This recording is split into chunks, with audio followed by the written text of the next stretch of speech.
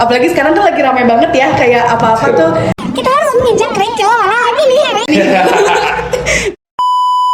Hi everyone, balik lagi bareng gue Caca di Ngobrol Maco. Just be sure to listen all the way through and relax your back.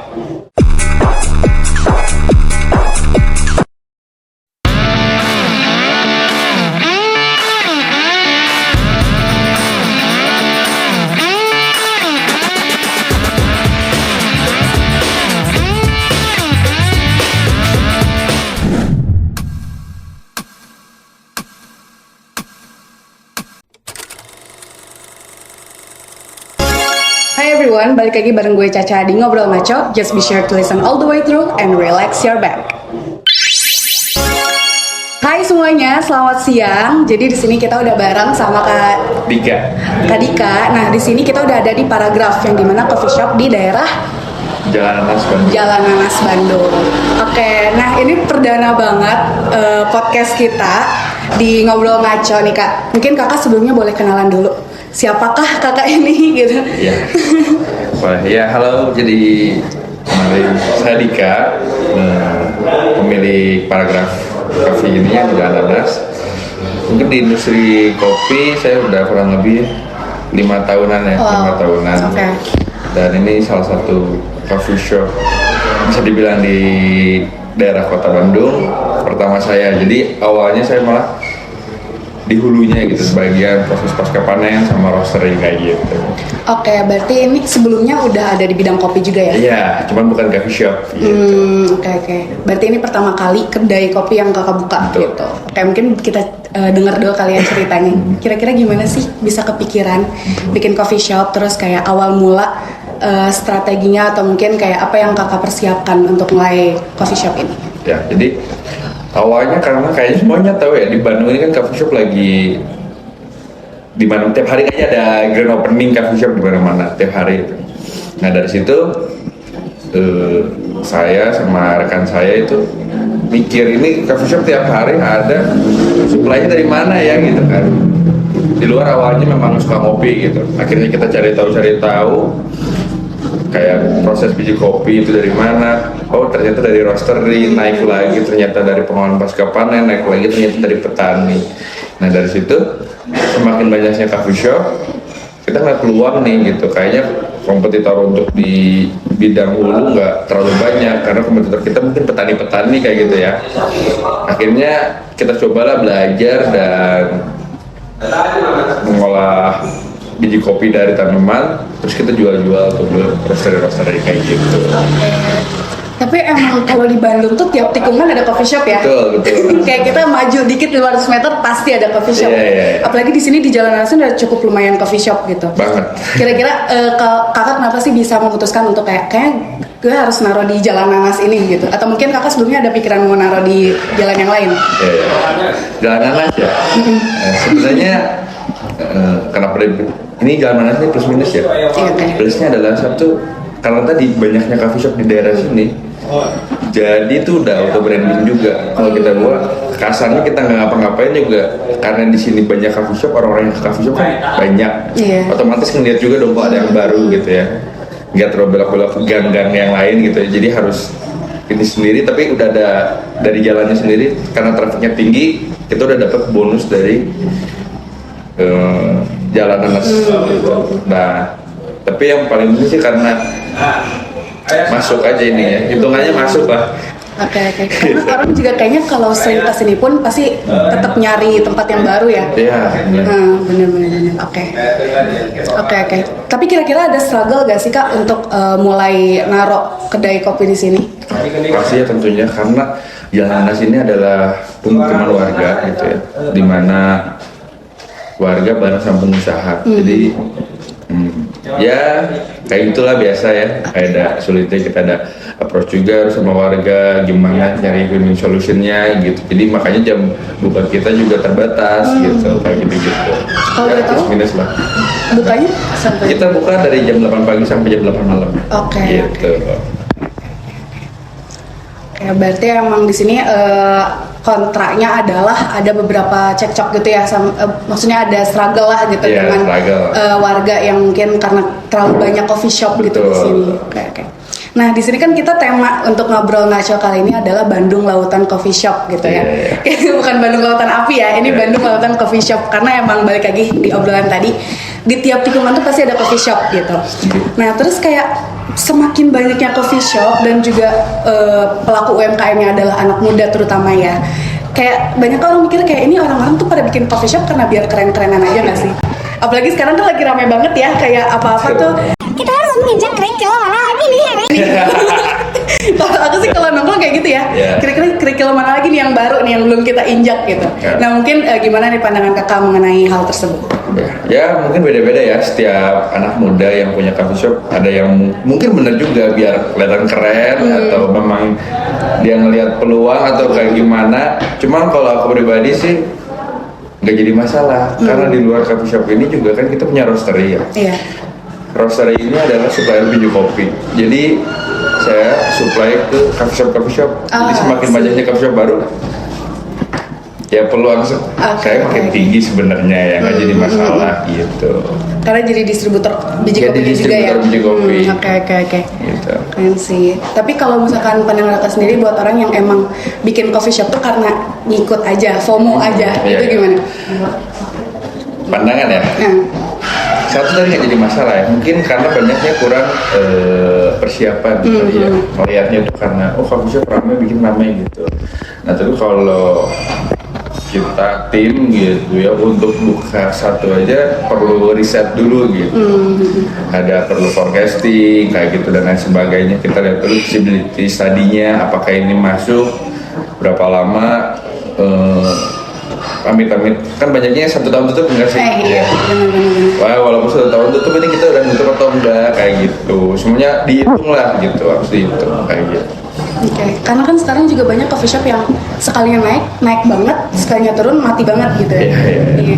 Kira-kira kakak ada kayak misalkan antisipasi gitu atau mungkin kakak udah ada bayangan gitu. Jadi kalau kedai kopi gue tiba-tiba amit-amitnya turun sekalinya turun banget gimana nih? Gitu. Oke. Nah itu juga concern saya salah satunya gitu.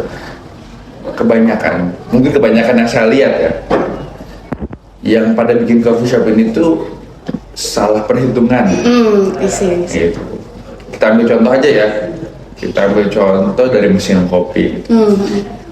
Seringkali saya lihat mesin kopi ratusan juta, tapi kapasitasnya 5-10 kursi. Itu kan nggak visible gitu ya, gitu. Sedangkan masih ada harga mesin kopi yang 2 juta, 5 juta, 10 juta, karena harusnya ratusan juta untuk kapasitas segitu gitu kan. Nah hal tersebut lah yang mungkin tadi ada sangkut pautnya dengan biar keren atau kayak gimana, saya kurang tahu ya, atau memang karena ngejar kualitasnya atau kayak gimana. Tapi kalau secara hitungan bisnis itu kan nggak masuk gitu. Nah makanya dari saya sendiri salah satu strateginya adalah low cost. Nah jadi untuk alat-alat sendiri dan lain sebagainya kita cari yang sesuai dengan kebutuhan gitu. Karena di alat-alat kopi ini bener-bener dari yang murah banget sampai mahal banget tuh ada gitu. Ada. Gitu. Ada yang emang kadang overprice gitu ya. Overprice. Itu juga jadi salah satu struggle ya. Iya betul banget. Oke, nah tadi kan kita udah bahas tentang low cost, gimana kakak ini mempersiapkan seminimal mungkin untuk hasil yang maksimal gitu. Kira-kira dari segi interior dan lain-lain, kursi, itu apakah kakak prepare sendiri dengan owner-owner yang lain atau kakak kayak nge-hire orang gitu? Ya, kebenaran dari luas 600 meter ini kurang lebih ya, hampir semua saya kerjain sendiri. Maksudnya benar-benar sendiri gitu. Semuanya baik custom, baik murah banget lah, intinya murah banget dan masih masuk anggaran, bahkan kita bilang anggaran X ternyata di bawah X sekian realisasinya gitu. Karena patokan kita adalah harus masuk dalam penjualan gitu. Iya. Gitu sih. Oke, berarti yang paling kakak perhitungkan tuh apanya nih? Tata letaknya kah? Atau kualitas dari mejanya, kayunya? Enggak, tapi biaya total modal dan forecasting kita terhadap revenue nantinya. Gitu. Contohnya ini gelas. untuk perlu berapa kali kopi biar gelas ini worth it. Nah, kayak gitu. Gelas kan ada yang 5.000 sampai 50.000 ya, gitu. Oke. Karena biasanya nih kita sebagai pelanggan Betul. itu pertama ngelihat vibes dong pasti ya. Kayak kita tuh bakal balik lagi ke sini kalau vibes-nya enak. Kalau di sini gimana vibes-nya? Kalau aku tuh tadi udah sempet ke toilet juga karena aku tipikal orang yang toiletnya enak. Aku pasti bakal balik lagi ke sini. Dan kita banyak banget yang kayak abis ngopi tuh mules gitu. Itu salah satunya aku ya. Banyak banget orang yang kayak abis ngopi mules gitu. Jadi kita butuh toilet yang emang enak gitu.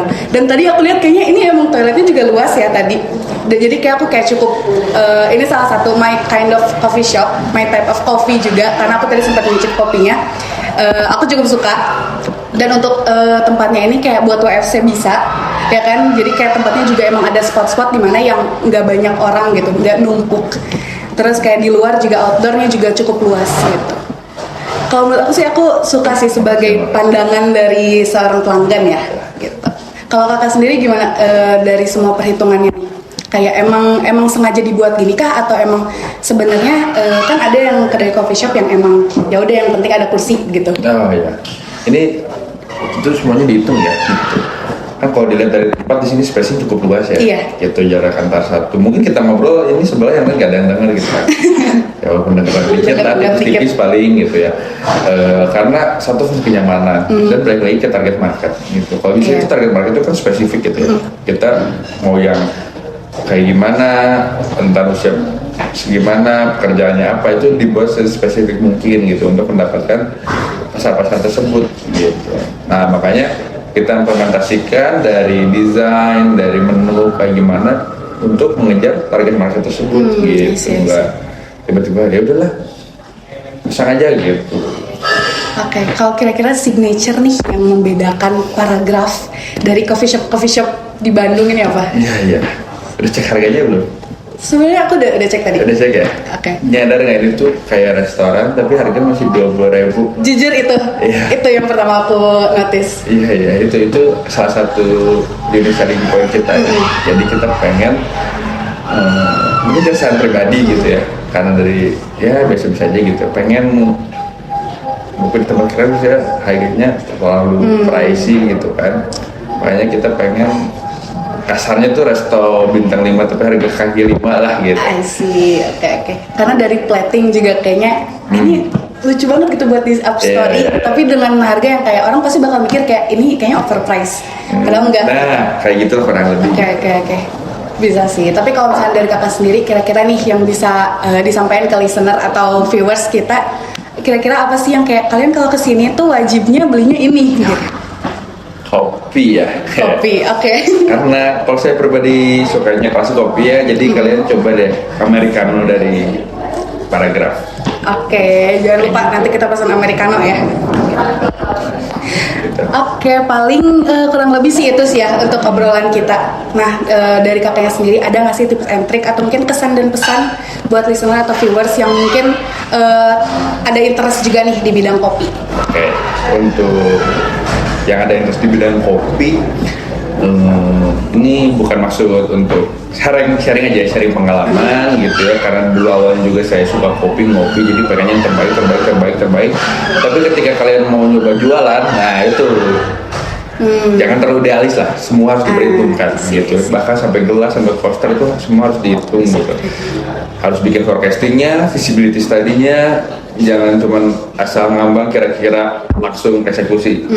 Turunin semua ke kertas, semua di drafting, outputnya apa, bikin time frame-nya, strukturnya kayak gimana, barulah kalau dari catatan itu udah visible, silahkan lanjutkan kayak gitu. Oke, jadi sebenarnya nggak gampang susah ya. Sudah lah. Apalagi kalau misalnya emang kita udah ada interest di kopi, udah ada kapasitas juga, capability di bidang kopi, pasti kalau ada niat usaha pasti bakal bisa lah ya. Pasti. Oke, listeners. Jadi segitu aja obrolan seru kita hari ini di Ngobrol Ngaco. Di tema kita adalah Bandung Lautan Coffee Shop, jadi bisnis keren-keren anak muda. So thank you banget buat kakak yang udah nyempetin waktunya di tengah kesibukannya, dan kita juga mau ucapin congratulations karena kemarin baru aja grand opening. Makasih.